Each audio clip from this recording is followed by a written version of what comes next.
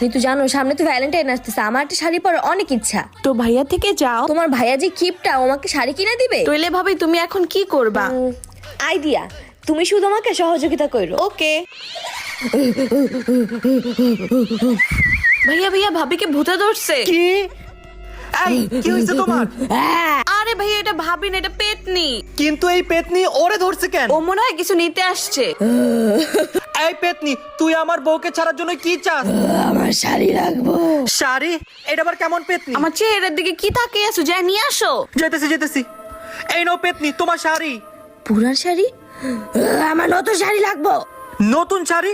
লোভী পেতনি কোথাকার, আমি এখনই নিয়ে আসতেছি। ল পেতনি, 30,000 টাকার শাড়ি। 30,000 টাকা শাড়ি? ওর মতো কিপটা নিয়ে আইছে, কি বলো? ভাবি শাড়িটা নিয়ে নাও, শাড়িটা একদম অস্থির। Thank you baby. তোরা দুজন এতক্ষণ অ্যাক্টিং করছিস তো? ওরা দুজন মিলে আমাকে বোকা বানিয়ে দিল। শাড়ি পায়ে গেছি, শাড়ি পায়ে গেছি।